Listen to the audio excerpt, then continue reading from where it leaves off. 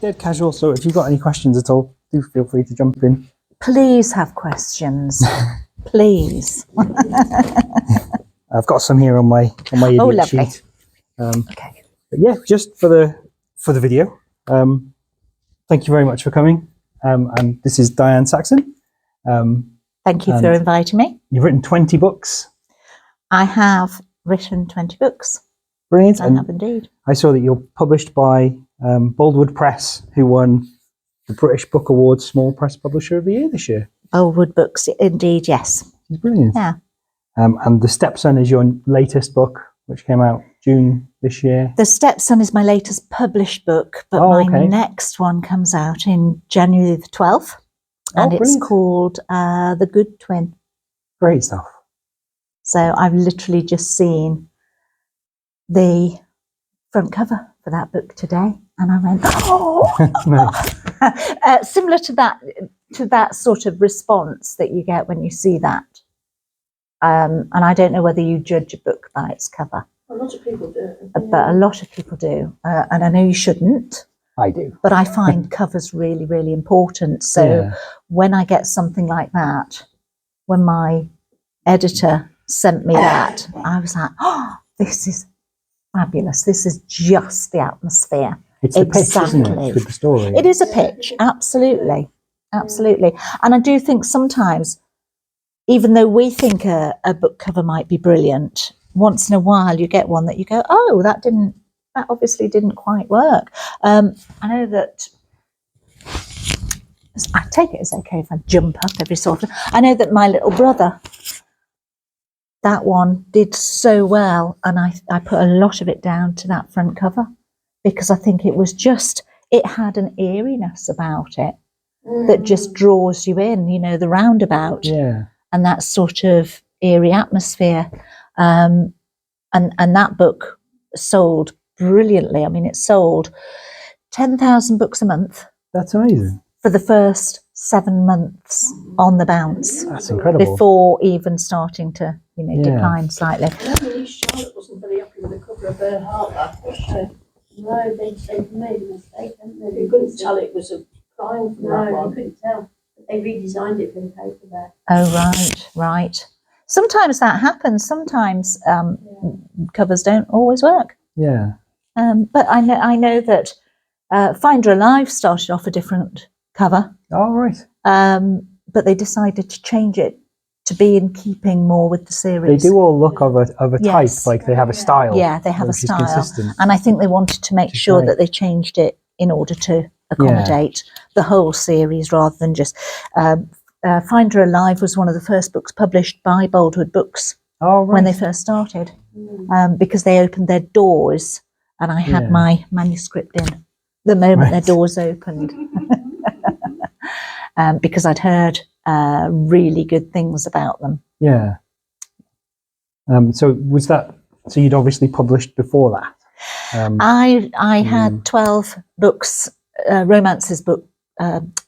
12 romances published for the American public, and the publisher that I had at the time actually went bust. Oh, right.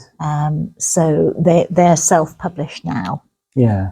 But I got a really good publisher at the time, and they went off into the sunset in a Winnebago. So unfortunately, but because I'm part of the Romance Novelists Association, which supports authors and helps get them published and find them publishers and agents and things like that. That's the whole point of being part of it, and it's a community.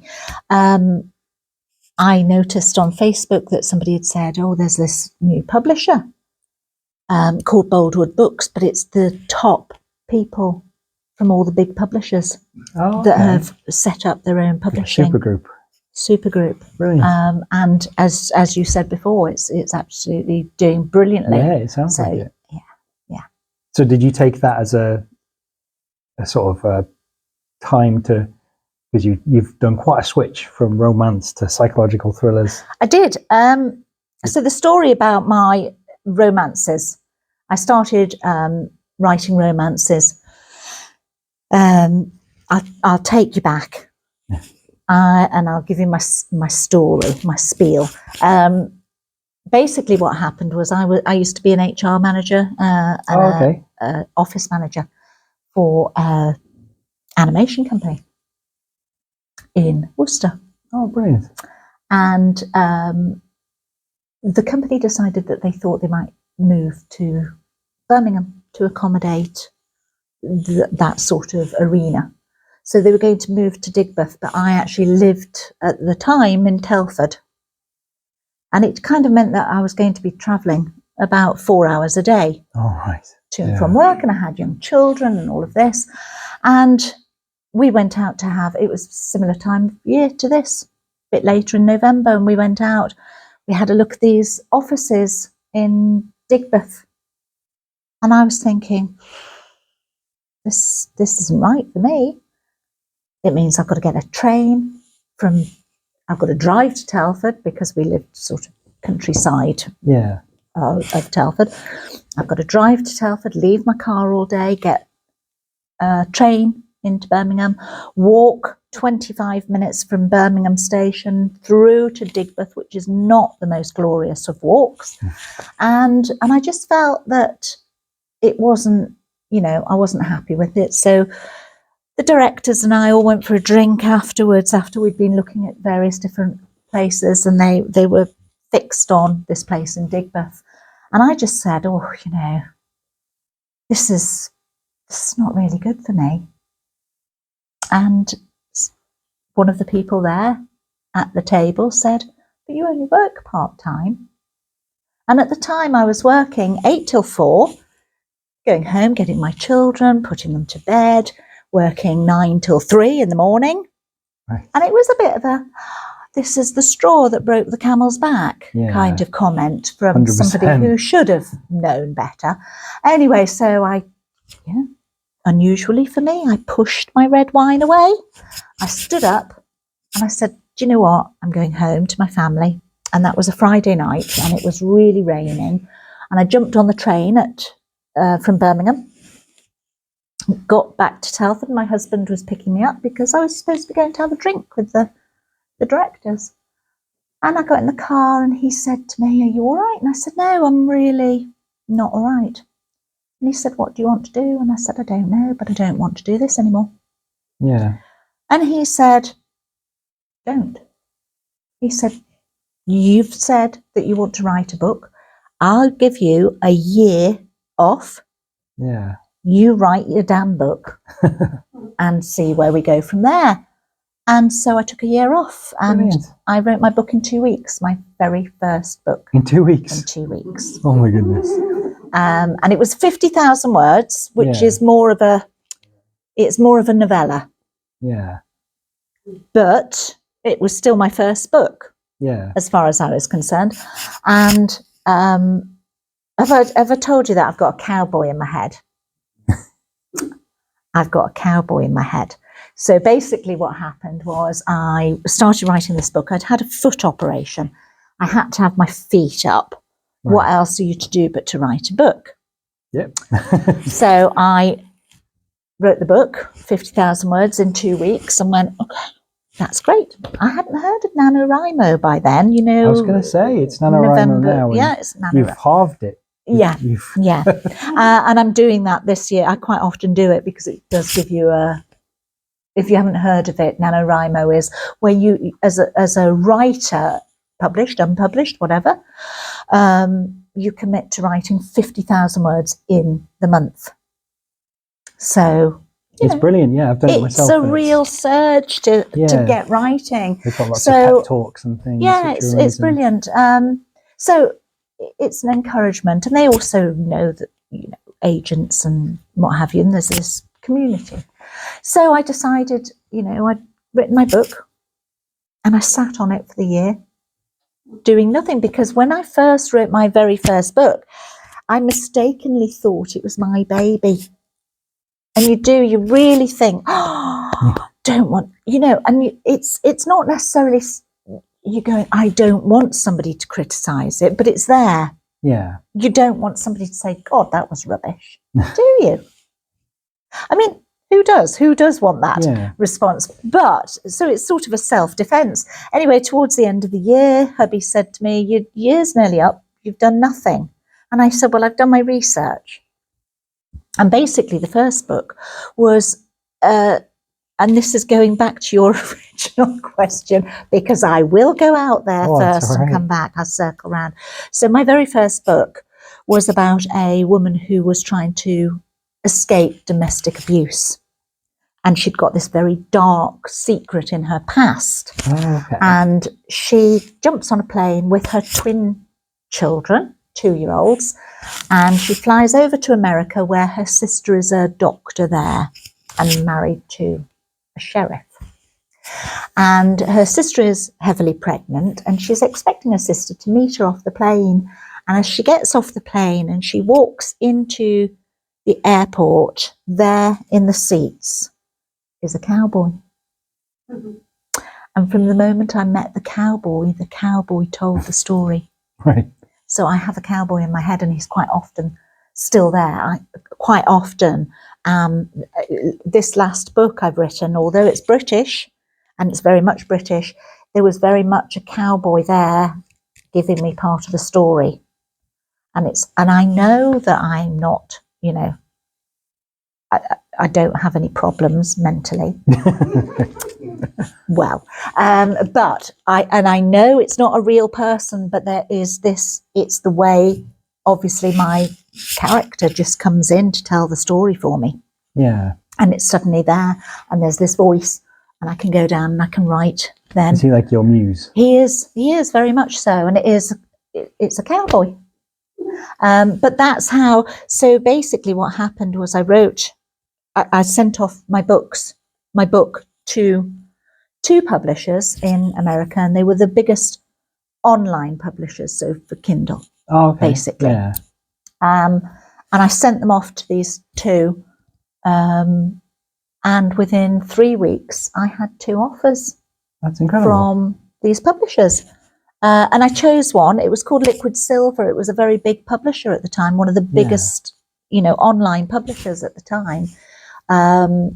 And I chose them, and I went with them and wrote book after book after book. So I started writing in 2010.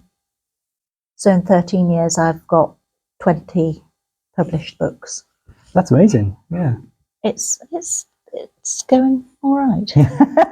You were off a running start there. Well, basically what happened though was throughout those books I started to get darker, and even my first book, Loving Lydia, it was called. Yeah.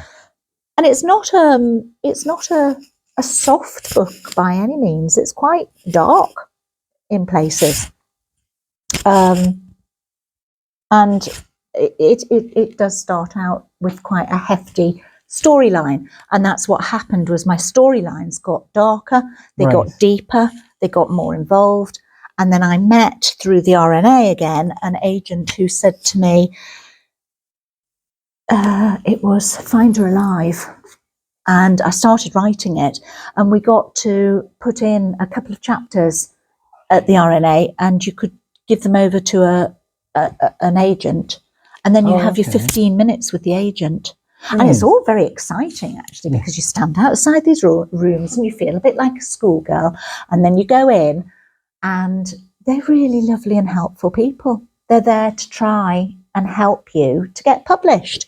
And so I went in, and she looked at the first 3 chapters, and she said to me, "So is this going to be a romance?" And I said, "Well, yeah, I'm a romance writer." And she went,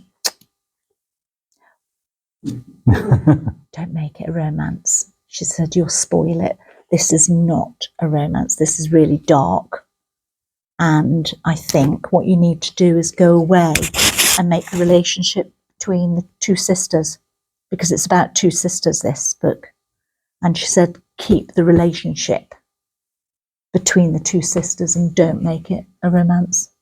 And I didn't, and I made it really dark, and it is a true crime thriller, Yeah. And so I sent when I'd finished it, I sent it off to Boldwood Books, and I sent it off to the agent as well, and the agent turned me down. But Boldwood Books didn't, and I got a 4-book deal out of it. That's incredible. So yeah. So you've always been drawn to the darker Dark end side. of things. I have. Why are you going to write any more of those? What do you particularly like then? I will never say never, but there is a reason. There is a reason.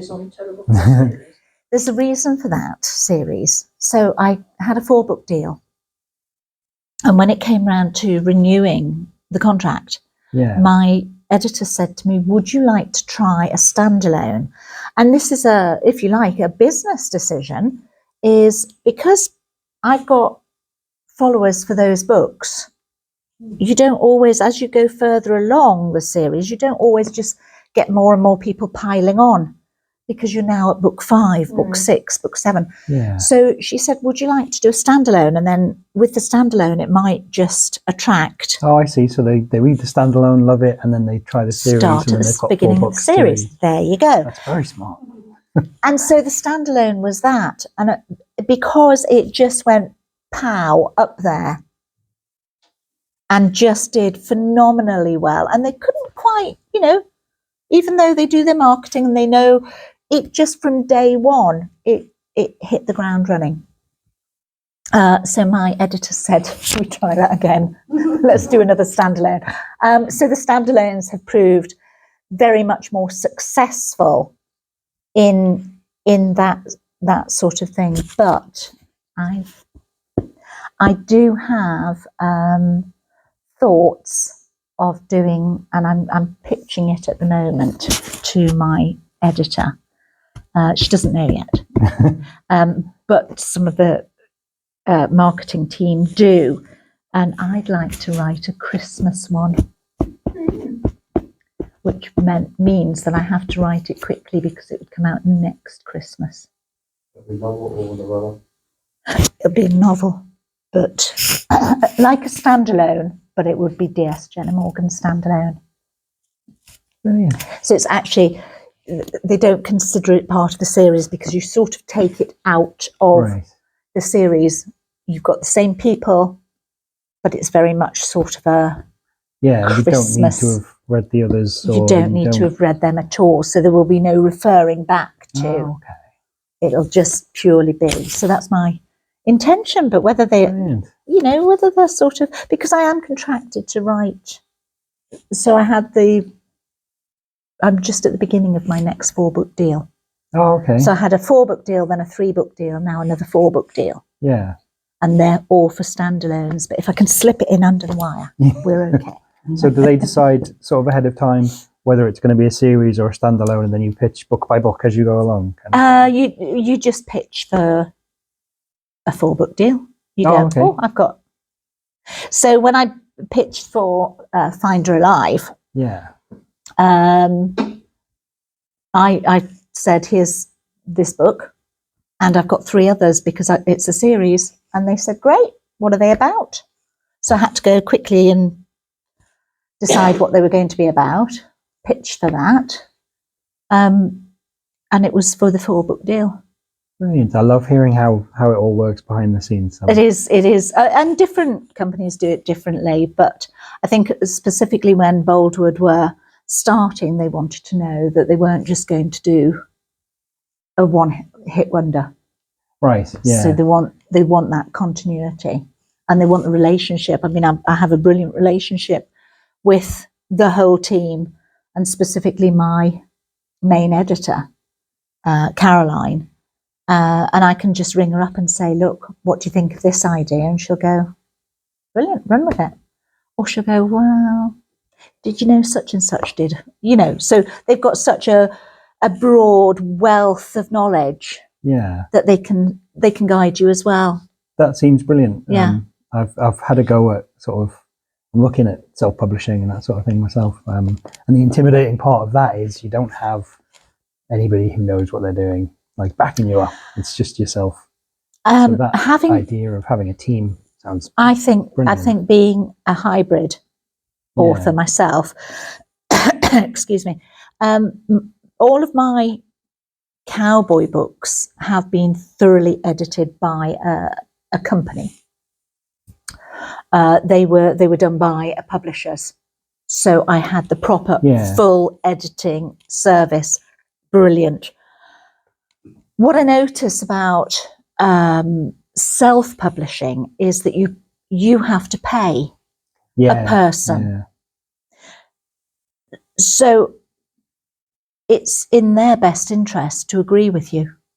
Oh, I see. So and I'm not being cynical, but they may not be as tough on you. My editor will go, I don't think this. What do you think of this? How do you like that?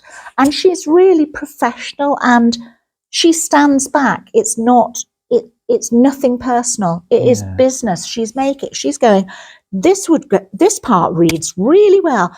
This is disjointed. This can't, your timeline's off. She's really thorough and honest and businesslike, because what they want, it's their investment.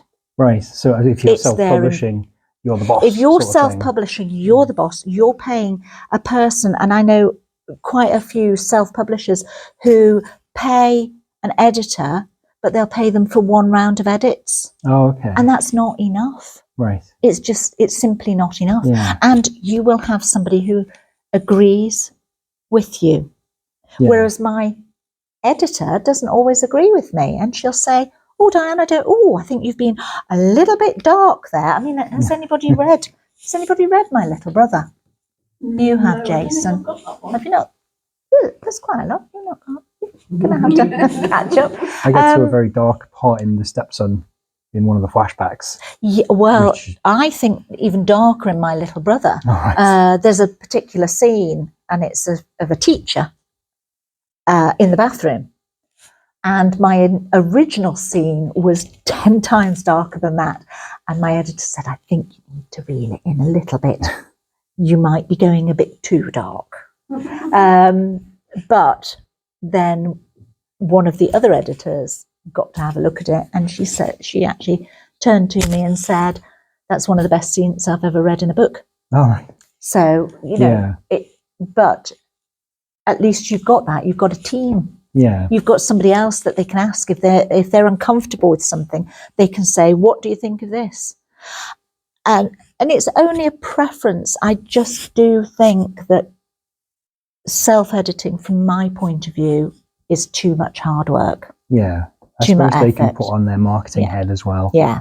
Whereas, if it's just yourself, there's a danger you can be like, it's my art. It's, I'm expressing myself. So it needs to be. It's really difficult. And I know that when I've had to pick front covers because I've had to self-publish. So although they're brilliantly edited, I've had to pick the front covers, and it's really a difficult job. And that's not my job. Yeah. I want to kill people. That's my job. I suppose self-publishing, you've got to be like a graphic designer or a marketer. Yeah. Or you have to pay for all of that. Yeah. And yes, in the long run, you obviously you pay a certain. You're not paying when you go to a publisher. Yeah. Yeah. If you're paying, you're doing it wrongly. So but if you go to a publisher, obviously they take their cut of the proceeds. But if there's no proceeds, there's no cut. So it's all in their best interest to get the best they can from it. Yeah. Yeah. Brilliant. So you've got another 3 books after The Good Twin. The Good Twin? The Good Twin. The Good Twin. The Good Twin. Yes, I'm already writing the next book. And I haven't thought of a title yet. And it's a really difficult one. So you might notice I've got a bit of a theme going on. Somebody's actually said to me, are you going to run out of relations soon? So I've got My Little Brother, the Stepson, My Sister's Secret, and The Good Twin. And exactly, I've got loads left. At the moment, I want something, and it's, at the moment in my mind, it's called The Fake Mum, but that's not a good title. And I'm not precious about titles. Okay. my publisher, sometimes my editor will just say to me, "Oh, do you want that title?" And I go, "No, what have you got?" And she'll say, "Well, what about?" So Find Her Alive was originally called The Gorge because it was written in the Ironbridge Gorge. And she said, "Well, that's all very well, but only local people will know why it's called The Gorge."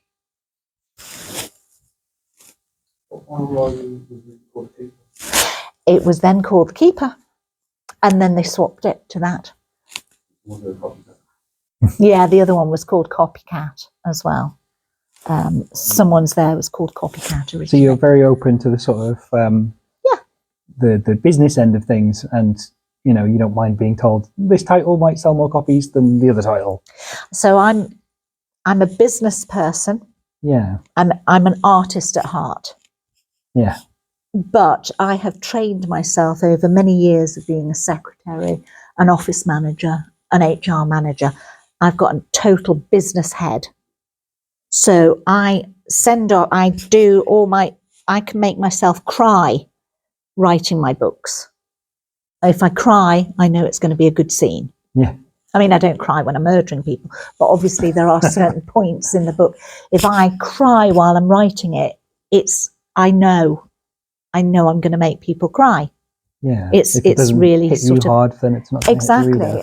And if I don't shock myself. I shock my husband quite a lot, apparently, and he's a retired police officer. So, but I can still shock him. He just goes, "Where did you get that from?" But at the end of the day, when I send off, and they're no longer my baby, I absolutely love them. But the moment I hit send to my editor, I have such faith in her because I think you develop that relationship.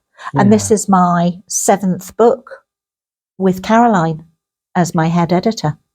And it does make a difference because now I just go, yeah, see what you think of it. And I always know if it's good edits because it's like 9 pages.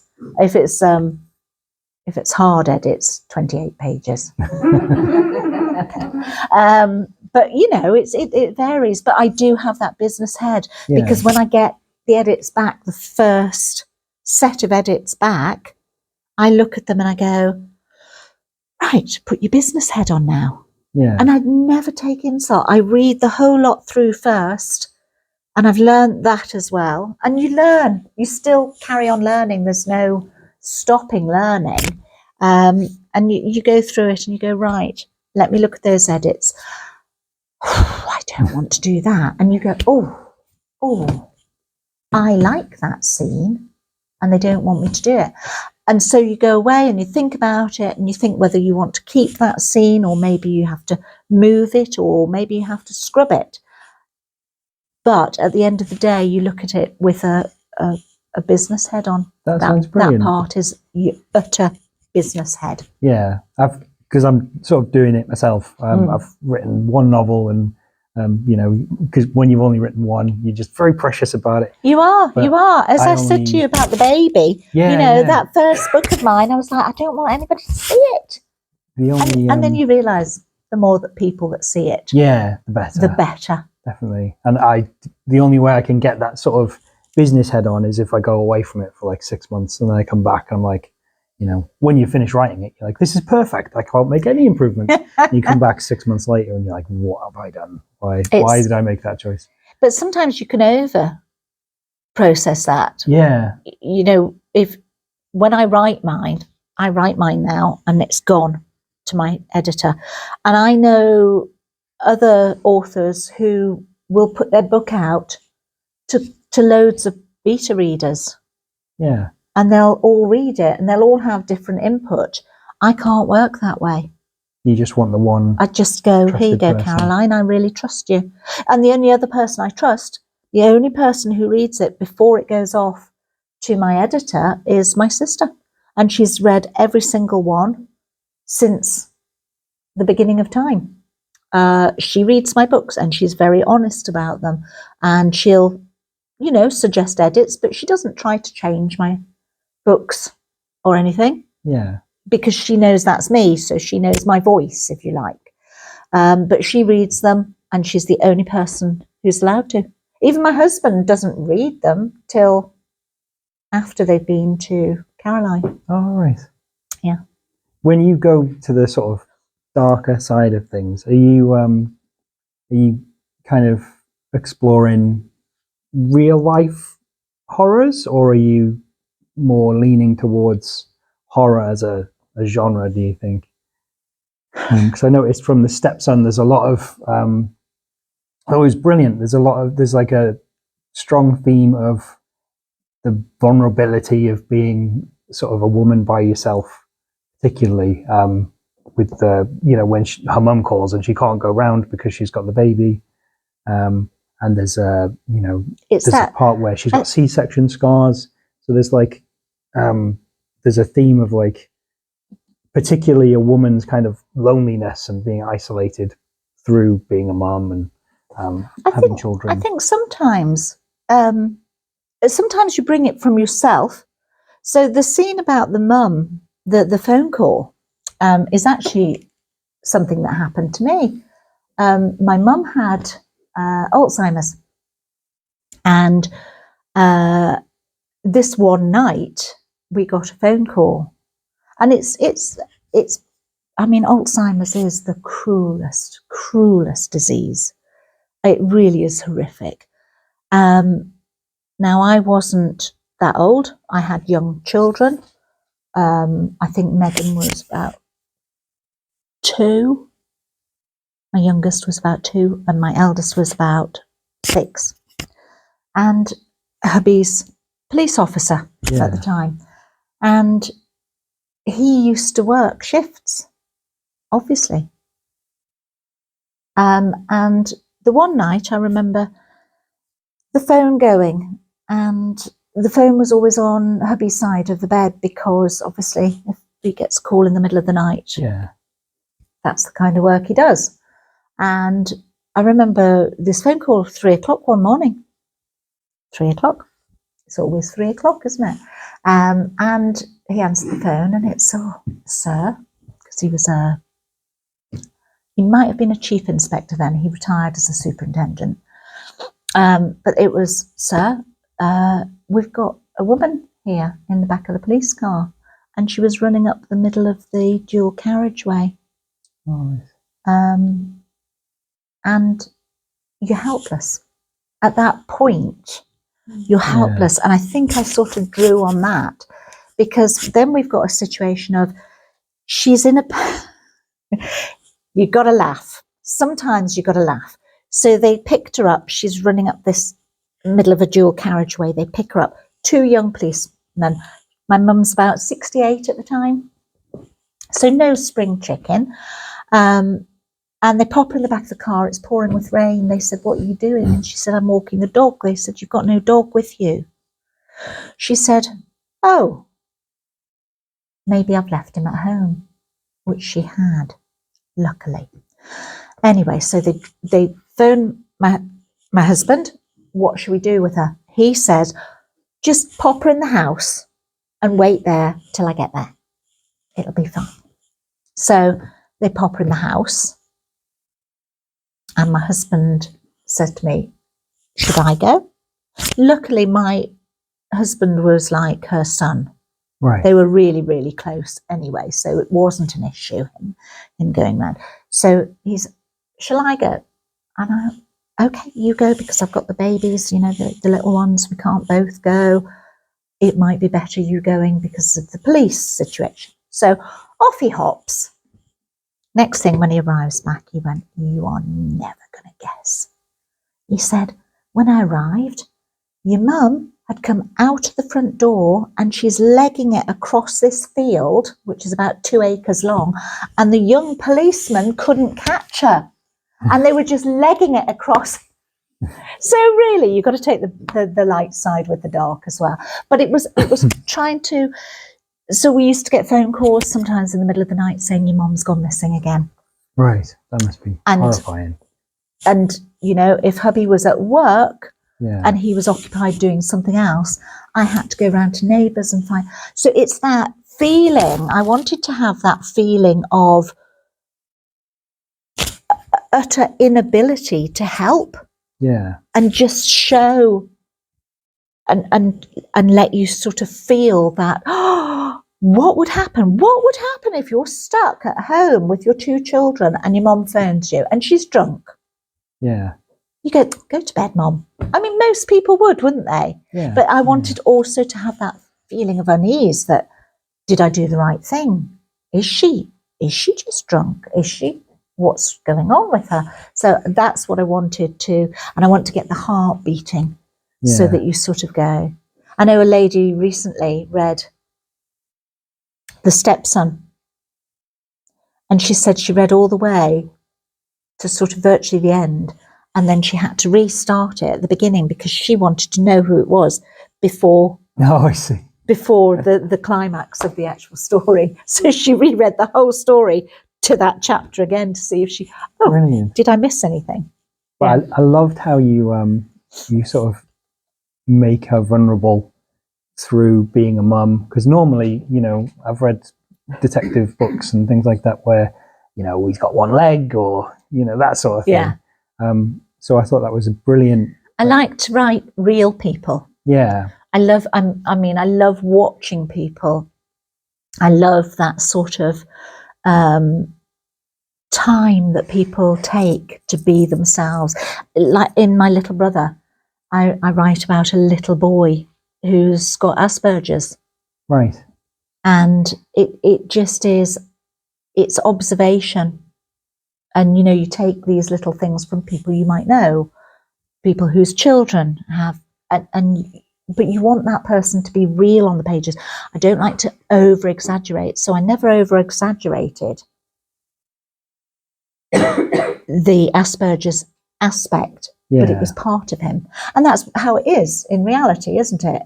Nobody turns around and sort of says, oh, this is specifics about Right, yeah. Nobody's somebody who's got one Asperger's or whatever. characteristic, Yeah. and then that's their defining feature. Exactly. Well, sometimes they do, but in general, you want that whole rounded person. And although my little brother, the brother himself, wasn't really in the story very much, but it was all about him, and it was all about that very rounded character that has to be that person, that whole person. Yeah. So that you get all aspects of him, and you could see why why an older sister would be irritated with her younger brother because he's counting, or he's doing something repetitively, and you can see why somebody would be irritated. So I wanted all the 360 degree of a person's character, so from everybody else's point of view as well as just that character. So it's not me just going, this little boy's got Asperger's. It's about having that whole defining where everybody else sees that little bit of it. Yeah. Or in this case with his mum, she didn't see it. Do you feel like a big responsibility then to do lots of research, and when you're trying to massive make the books researcher, massive. Yeah. I love research. I will ask people questions. Don't know whether you noticed on Facebook a few weeks ago, I was doing, I was talking about twins, identical twins, and I asked the question, does anybody know an identical twin? And I specifically wanted girls. Oh, right. Because of the good twin, and because of what I was writing, and there was something specific which I can't mention because it's a bit of a spoiler. But my editor had asked me a question, and I'd done lots of research, but it was just something specific. I've never known so many people have twins, identical twins in their family. They were, because I said, you can either tell me on here, but I need to ask questions. So if you'd rather just private message me, I had loads, absolutely loads of responses. And quite often they're the better responses. So I had people sending me photographs of their twin daughters, because they can do that privately then, off Facebook. Yeah. And then telling me about them. One lady told me that one of her daughters crossed her arms that way and the other crossed them. Well, I can't even do the other way. You always wonder how people would be able to tell which one's which, especially when they're very young. Yeah. You hear about people putting Yeah. like felt pen on one of their feet, that sort of thing. I'm sure the mums don't have to, but sometimes it's difficult to tell. But that's the kind of feature. But when I'm doing my specifically my police procedurals, I tend to. Well, I've done university courses in forensics. So Durham University, I don't know what kind of. Durham. There you go. Durham University do online courses, short courses. Really? I think they're about 12 weeks. And you can register for them, and they take you through these whole scenarios of how you would investigate a murder. That's And incredible. I don't know whether you saw that. I think it was called Murder Island on TV not so long ago. It was all about, they just got normal people. And it showed how absolutely dreadful they were at trying to pick out who was a murderer. And it was really brilliantly done. But I love to just go through all the forensics. So I've done forensics courses. I did Durham University, and I think it might have been Glasgow University did one as well. Amazing. Quite different. I did. But it's all that forensics that I did like a 2-week one once on forensics when I was in Aberystwyth University. Right. It was literally like a 2-week introduction sort of thing, just for people who are interested. Well, this is actually a 12-week course, and I think they probably still do it online. Yeah. I was fascinated by how I had no idea what the job was, really. You don't. Because you look at TV shows and films, and it looks quite glamorous. But the woman who was teaching it had recently done a big murder case, and she was like, you spend 10 hours on your knees scraping away with a little toothbrush. Yeah. It's really hard work. And that doesn't come across at all. No, it doesn't. You just cut to the chase, really. Yeah. But it's a bit like police work, and I have the best, obviously, thing is because at 3:00 in the morning I can go to my husband.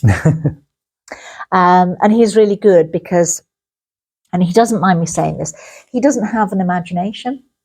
Right. So he's a police officer. It's still, even though he's retired, he's still a police officer, and he has this way of thinking, and it is so logical and so clever that sometimes you go, okay, I get that. And he's step by step, and it's not, nothing is of investigating is really gut feeling. Right. It can be instinct, but the instinct is based on fact.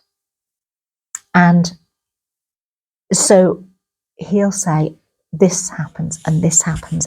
And I'll say, can you step me through? Because obviously everything we watch on TV, I'm dreadful because I'll go, oh my God, that wouldn't happen, and all of this. And I always know who's done it the moment they walk on TV. I go, really? Yeah. And he goes, this is fantasy. This is for pure entertainment. Enjoy the entertainment. And I'm going, how can you sit there and watch it when it's, when there's so much garbage in it? Yeah. And he'll go, because it's entertainment. This is not real life. Real life is this. So when I wrote these books, obviously the imagination side of things is totally me. Yeah. But I'll say to him, can you just tell me, can you walk me through? I can't remember which book it was. In one of the books, I've got an incident where this guy has committed a fraud. And I said to my husband, so what would you do? Would you, and he said, well, most times you knock on the front door and say, oh, have you got a moment? Can I come in and have a talk to you? And they normally spill their guts instantly. I've done it, it's me. And a lot of people will do that because they've got a guilty conscience about it anyway. And most people who commit things like fraud don't set out to do it intentionally.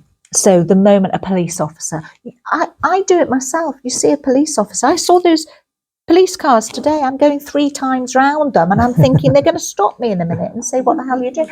So you have this instant guilt factor when there's a police officer around. So somebody knocking on your door in uniform, quite often you will just tell them.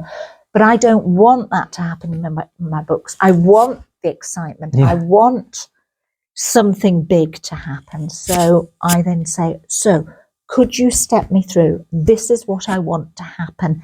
Can you now tell me what it would be like if it was sensible?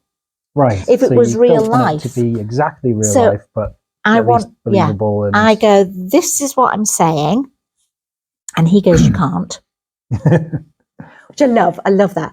So I go, this is what I want to happen. And he says, right, this is how it would happen. And he'll step by step through.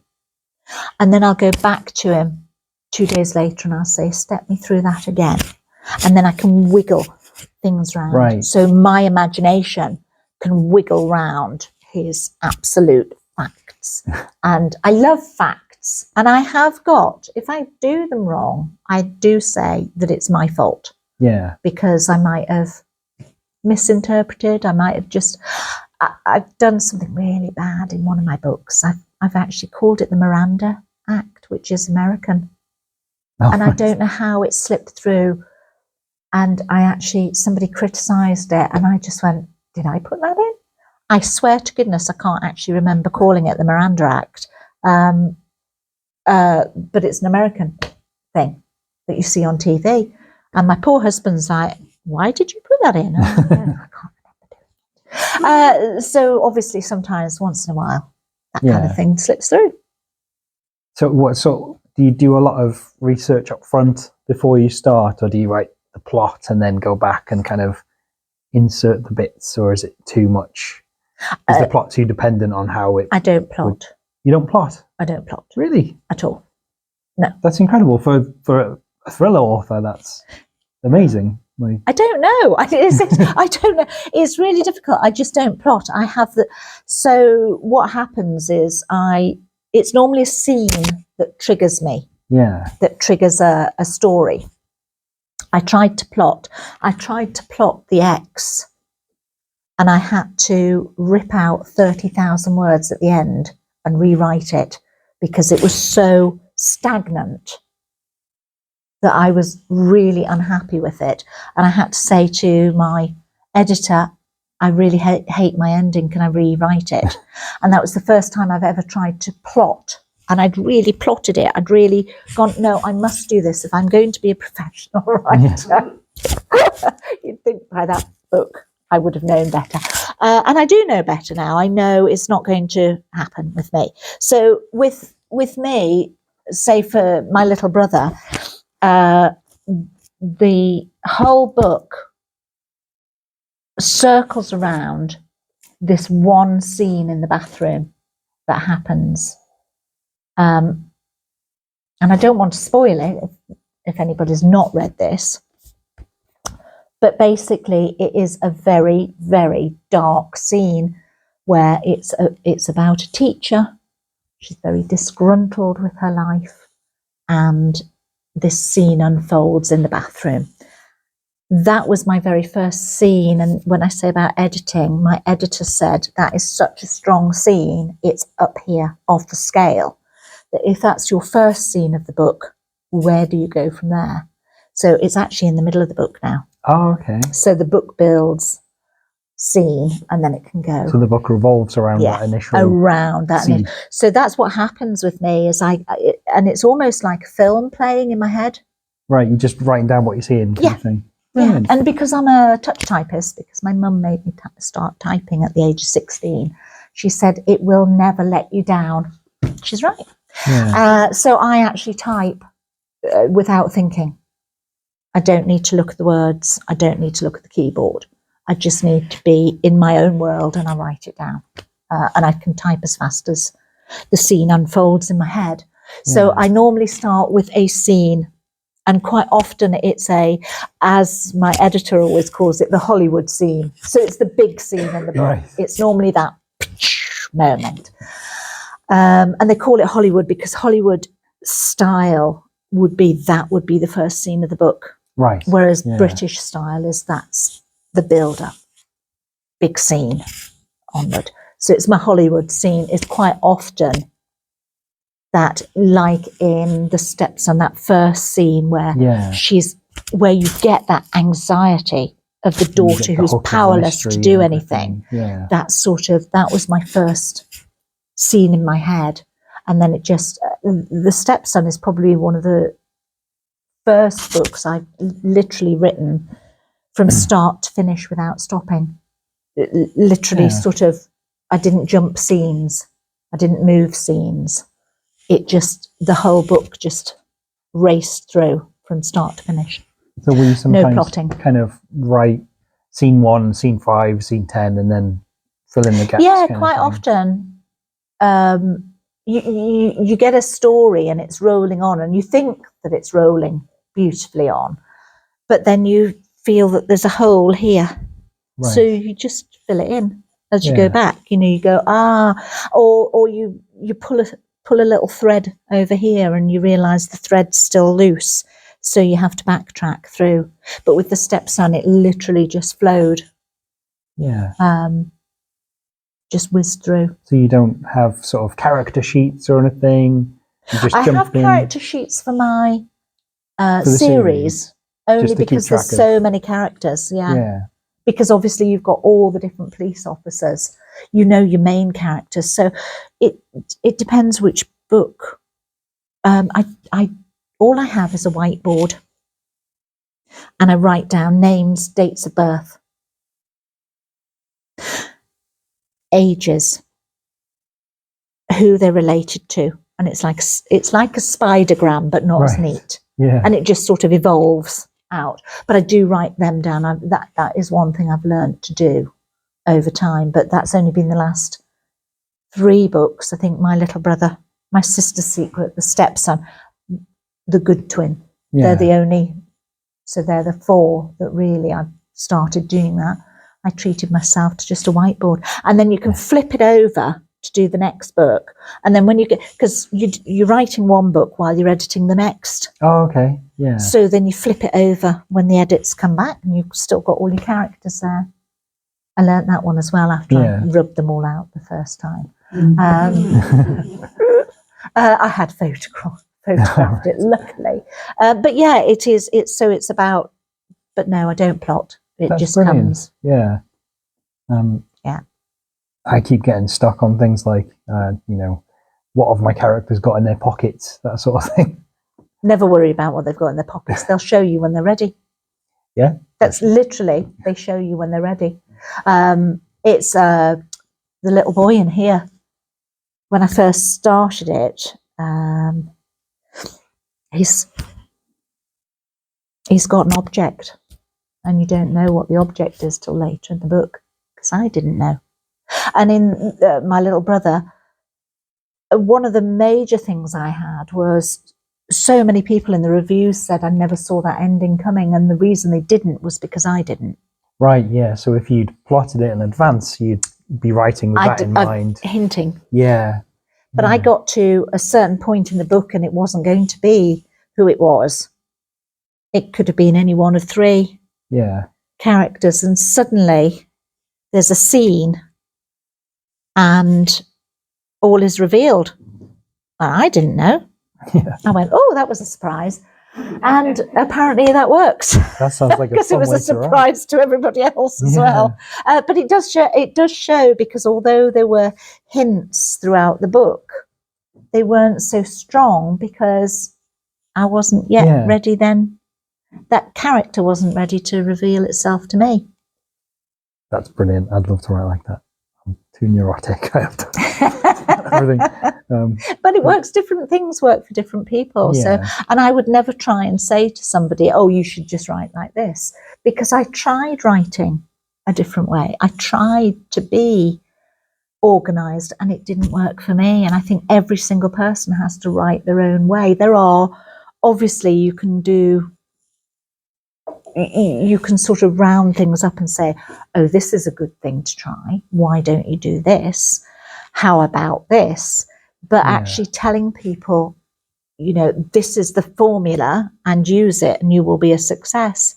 Well, I don't think that works Would for that everybody. be your advice for anybody trying to knock out their first novel? Would be try different approaches and see which one? No, try your approach. Basically, try your approach. If you're not neurotic, be neurotic and be happy to be neurotic. I had one lady come to me and she said, "Oh, I want to write a book. How do I get published?" And I went, well, you write your book. Because without the book, how can you be published? But she actually thought, horse before the cart and cart before the horse. So she was actually thinking of it the wrong way round. It wasn't. That was a business proposition. Whereas I've always written every book from my heart. I write my books because I love writing. I will get up any given time, day or night, and I will write because I am impassioned about the writing. I happen to have been very, very lucky both times that I approached publishers to have got contracts. Both times, with my romances and then with my crime thrillers. It's luck, but it's hard work. And it is also actually doing your research to see who you want to publish you, right, and who would want to publish you. And that's your business head, and that's where you go, this is how I want to do it. This is, these are the people, these are the publishers. I only went to one publisher with Find Alive, and that was Boldwood Books. the one you wanted. Because I really wanted them, because I did my research on them, and I thought, these are the best people in the industry. I would love to be published by them, and I think they would like me. Yeah. And actually, it's a really good fit, because I'm now on my third contract with them. So, it is, as I say, you do get a relationship going as well the longer you go with it. But if you don't do your research, I don't see the point in sending out manuscripts to, 1,000 publishers, because there are that many out there, to all these publishers, and then getting reject letters.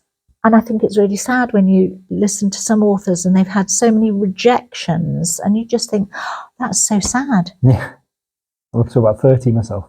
Yeah, and it is, it's tough. And I think it would be tough. And, touch wood, I had my reject letter from my agent, and it was like, well, that's sad, but I've just signed a contract for 4 books with Boldwood Books, so it really didn't matter. It didn't hit. But I would imagine by the time you've had so many rejects, it's starting to hit your heart. And sometimes you have to go, right, I need somebody who's professionally going to, which is why I joined the RNA. Right. Because, what do you write? Thrillers? Horror. Horror. Sort of horror. Hard genre to get into. But you like horror, don't you, Jason? You read horror. Well, I do, but thing is, horror now. Yeah, I've tried to. Yeah. At a level, usually it's looking at a deal. Yeah. Self-publishes his books and has books in the main house, but horror now, even the son, there is a massive thing. Yeah.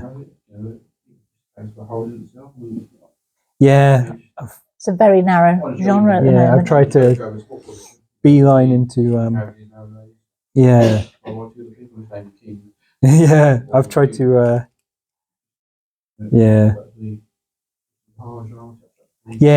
I've tried to swerve a little bit into the old paranormal romance, make it a little. See, that's where I tipped over into exciting.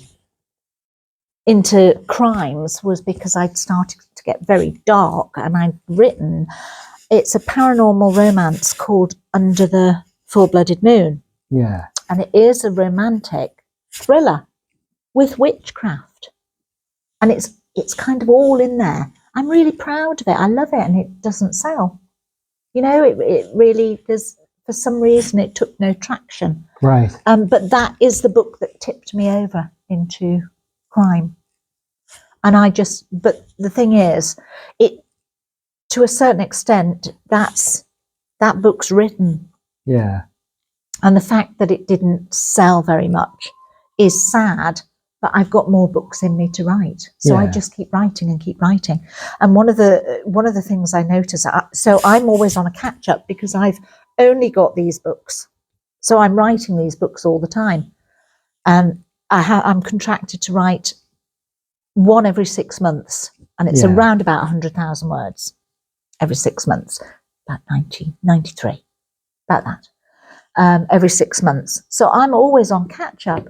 Whereas I know some authors who've got a contract and they've gone, oh, let's have all of your backlist. And they've got 30 books to publish and they've all got to be edited. Yeah. But they've already written them. And I'm going, how fantastic is that? I had my backlist, but they're romance, so they're a completely separate genre.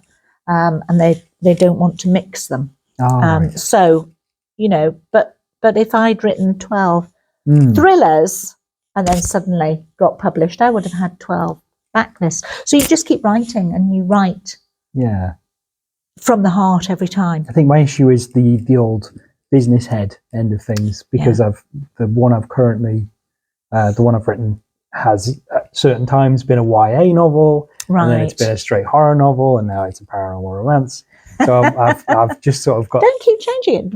Write the book. Yeah, the book is the book. Then write another one. I've got my baby, and then I'm like trying to sell it in any way, shape, or form, and I just need to crack on and write another one.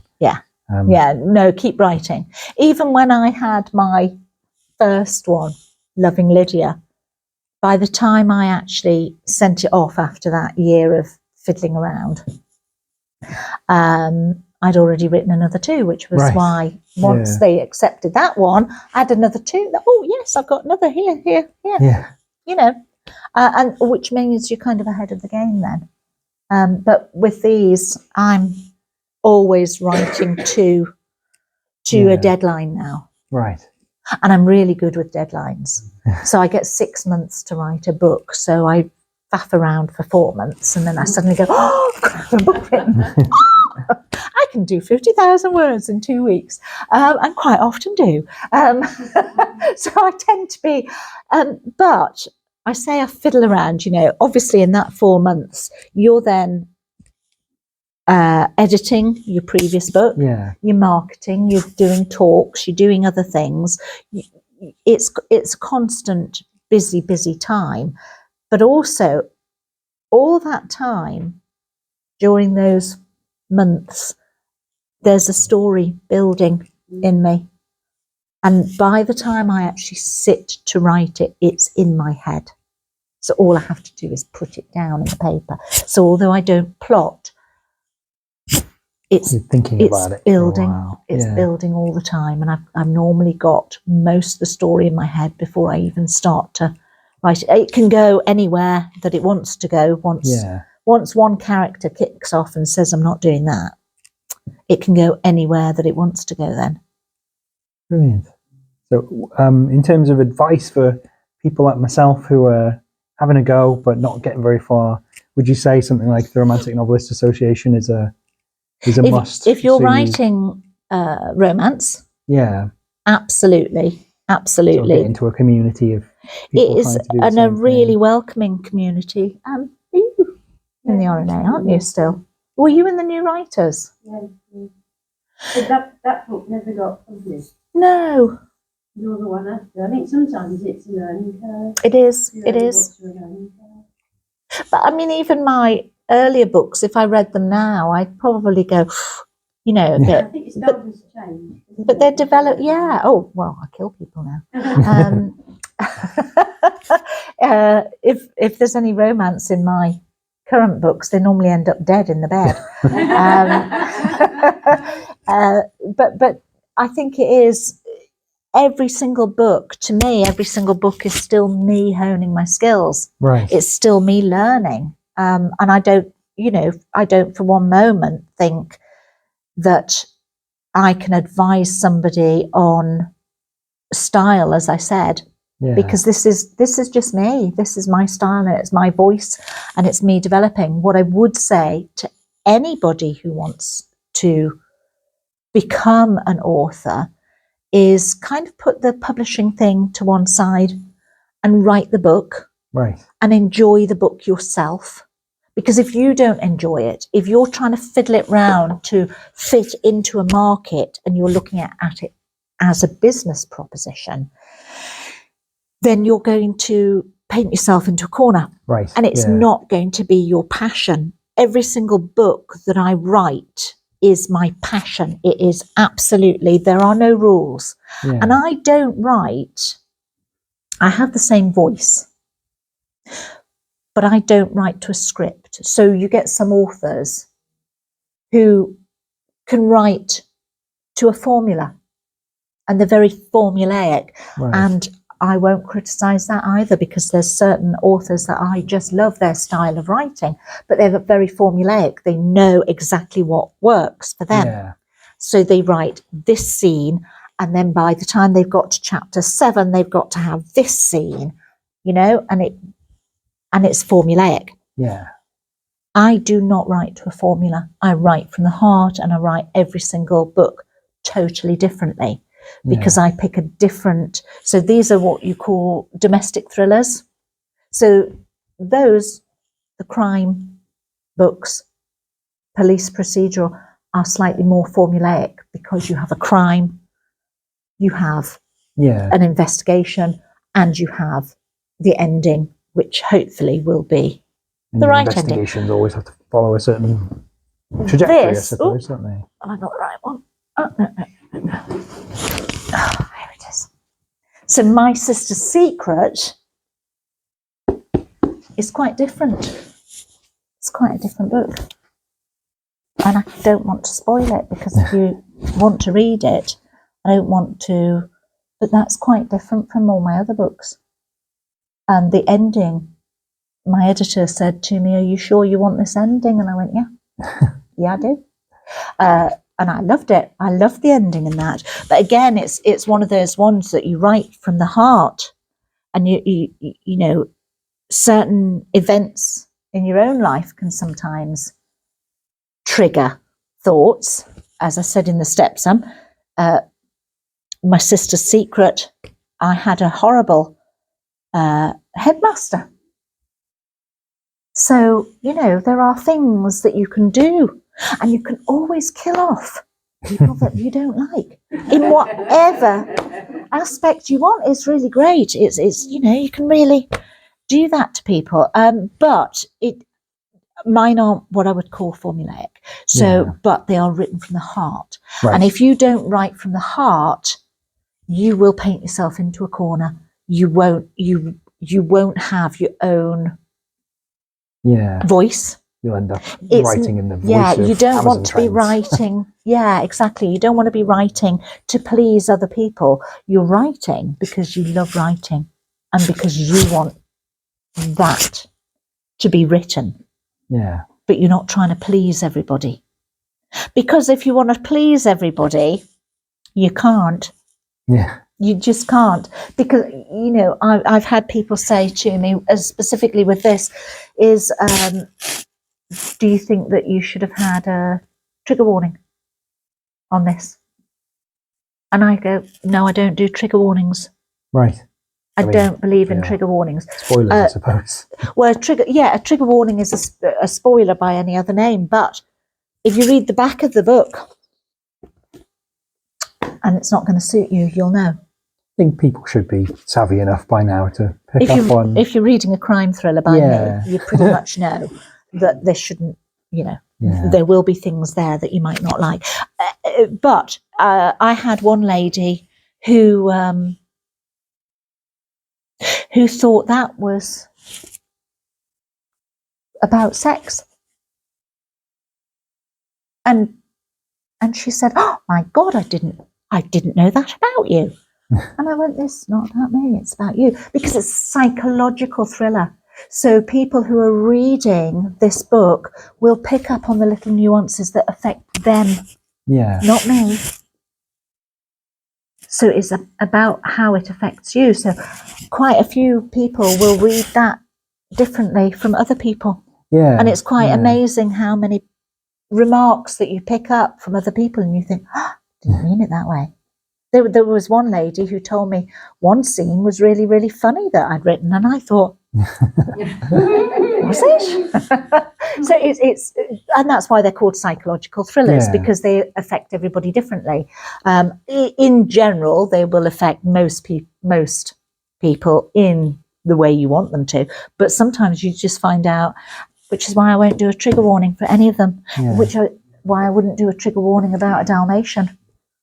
You Well, know, I'll just read the end. I do Yeah. that sometimes. If I'm not sure how it's going, I'll read the end first. If it's okay, I'll carry on. which is fine because that's what a lot of people do. I used to do that with romances and just skip the middle bit. You always knew it was going to be a happily ever after, didn't you? Yes. You mentioned that on the fourth bloody moon, they sold in small numbers. Have you any idea why you think that is? Consider rejigging the book, maybe taking bits out, adding bits, changing the title, and then, or is that too time consuming? It is time consuming. It's also not what I want to do. Obviously, we want book to succeed, and as well as we take away the book. I think that I still think its time will come. That's one book that I still think its time will come. And I don't want to compromise what I wrote, because what I wrote, as I said before, was from my heart. And I could jiggle it. I could make it, if you like, YA. You By- were in 2013, was it?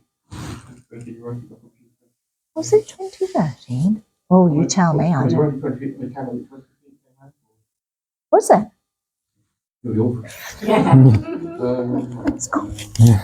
Dates? So 2017. Yeah, I thought it was later than that. So it was written 2016. Yeah. Oh, no, probably 2017. I would have written it quickly. I think we might have to Round it up. round What time it is up, I'm it? afraid. 10-2. We've gone I over a told bit. you I can carry on forever. Yeah, you've got 10 minutes to chat and Does anybody No. else have any questions? One more. Do you have a question? Well, no, I do have a question. It's not really on what you've been saying, which has been very interesting and entertaining. Oh, thank you very much.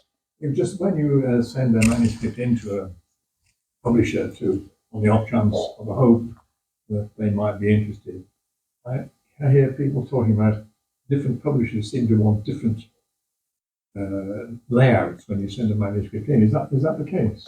It can be. It can be.